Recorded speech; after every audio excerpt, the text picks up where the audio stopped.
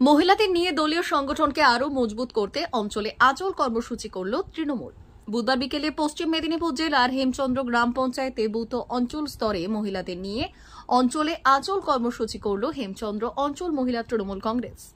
উপস্থিত ছিলেন নারায়ণগড় ব্লক মহিলা তৃণমূল কংগ্রেসের সভানেত্রী সুপর্ণা জৈন, নারায়ণগড় ব্লক তৃণমূল কংগ্রেসের সভাপতি সুকুমার জানা, জেলা তৃণমূল কংগ্রেসের সহ সভাপতি মিহির চন্দ, নারায়ণগড় ব্লক যুব তৃণমূল কংগ্রেসের সভাপতি সুভাষ রায় চৌধুরী, হেমচন্দ্র অঞ্চল তৃণমূল কংগ্রেসের সভাপতি গৌরাঙ্গ আদক সহ অন্যান্যরা। এবং বাচ্চা জন্ম পর্যন্ত খাবার পায় অঙ্গনওয়াড়ি, আবার যখন একটু বড় হচ্ছে স্কুলে যাচ্ছে, বই খাতা থেকে শুরু করে জুতো থেকে ড্রেস থেকে সবকিছু ওরা বিনা পয়সায় সরকারের কাছ থেকে পাচ্ছে। একটু বড় হলে স্কলারশিপ পাচ্ছে, কন্যাশ্রী পাচ্ছে, রূপশ্রী পাচ্ছে, শিক্ষাশ্রী পাচ্ছে। আবার যখন একটু বিয়ে দেওয়া হচ্ছে 18 বছর প্লাস হলে তখন কি পাচ্ছে? লক্ষ্মীর ভান্ডার পাচ্ছে। আপনারা ভেবে দেখেছেন যখন আপনাদের ছেলে মেয়েরা স্কুলে পড়ে তখন কি মমতা বন্দ্যোপাধ্যায় দেখেন যে কে সিপিএম বাড়ির ছেলে মেয়ে, কে কংগ্রেস বাড়ির ছেলে মেয়ে, কে বিজেপি করছে, কে সিপিআই করছে? কেউ কিন্তু মমতা বন্দ্যোপাধ্যায় কাউকে বলেনি যে বিচার করে ওদের নামের লিস্টটা তৈরি করো, যাকে সবুজ সাথী সাইকেলটা দেওয়া হবে, কি আমাদের অ্যান্ড্রয়েড ফোনের জন্য 10,000 টাকা দেওয়া হবে, কি স্কলারশিপটা দেওয়া হবে। মমতা বন্দ্যোপাধ্যায় কোনো বিচার করেন না, কোনো ভেদাভেদ করেন না, তিনি সবাইকে সমান চোখে দেখেন। মতো কর্মসূচি ছাড়া আমাদের দল বাঁচতে পারে না।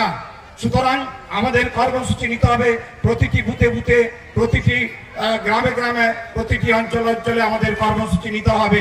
দ্বিতীয়ত, সংগঠন আমাদের পাকাপোক্ত করতে হলে পিরামিডিক্যাল স্ট্রাকচারে আমাদের সংগঠন করতে হবে, যেটা বিগত দিনে সিপিএম এর সঙ্গে লড়াই করেছিলাম।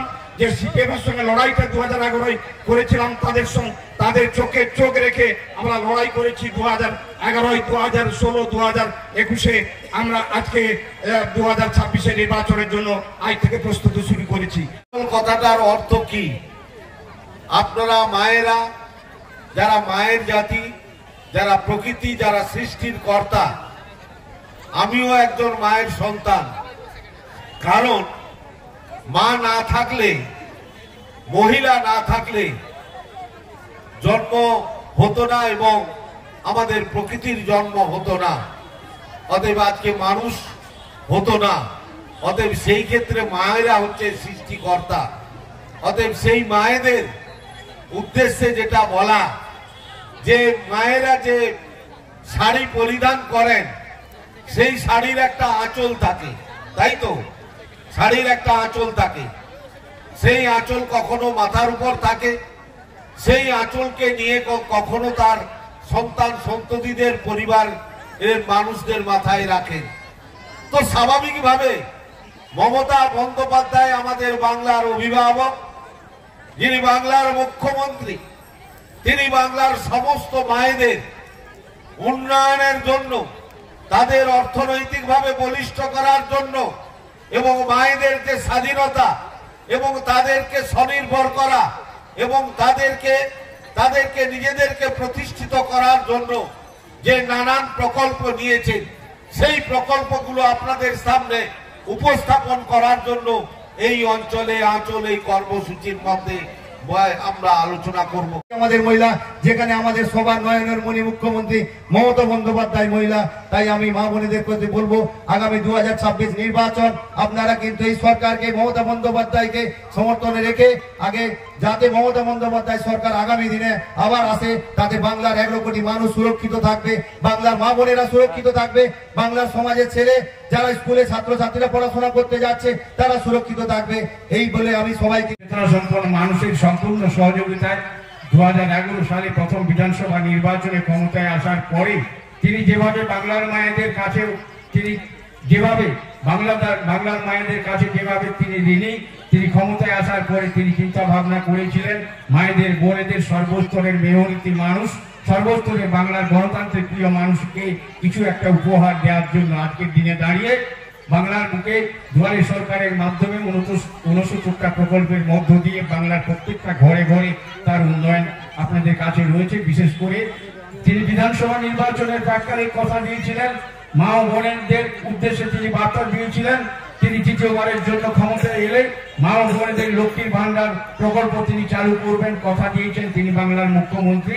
যেভাবে লড়াই সংগ্রামের মধ্য দিয়ে বাংলার প্রত্যেকটা মানুষকে যাদের প্রাপ্তবয়স্কে 18 বছর তাদেরকে ভোটাধিকার পাওয়ার জন্য 1993 সালে বাংলা তদানীন্তন সরকারের বিরুদ্ধে রায়টাস অভিযান করে বুঝিয়ে দিয়েছিলেন, সেই ভোটাধিকার আজও আমাদের কাছে রয়েছে।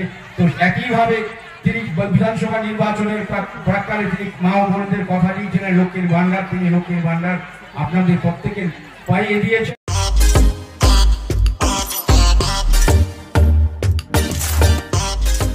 নতুন রূপে সেজে উঠেছে নিউ হোটেল প্যারাডাইস, কালীবাগিচা, বাগড়াবাদ, পশ্চিম মেদিনীপুর। আমাদের এখানে পাবেন নিত্য নতুন খাবার আইটেম। সকালের ব্রেকফাস্টে পাবেন পুরি সবজি, আলু পরোটা, পনির পরোটা, গোবি পরোটা, প্লেন পরোটা, রুটি, বাটার রুটি, তন্দুরি রুটি, কুলচা, মশালা কুলচা, নান ও বাটার নান, গার্লিক নান সহ আপনার পছন্দের নানান খাবার।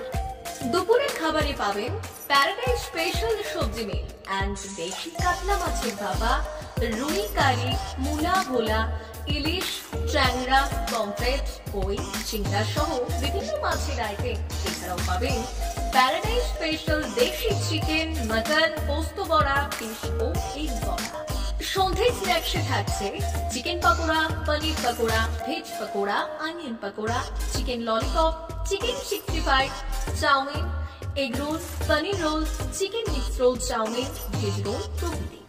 রাতের খাবারে পাবেন প্লেন রুটি, তন্দুরি রুটি, রুমালি রুটি, বাটার নান, মিক্স ভেজ, বাটার পনির, মটর পনির, শাহী পনির, কড়াই পনির, কাজু মশালা, চানা মশালা, প্লেন তড়কা, এগ তড়কা, চিকেন তড়কা, মাটন তড়কা, প্যারাডাইস স্পেশাল তড়কা।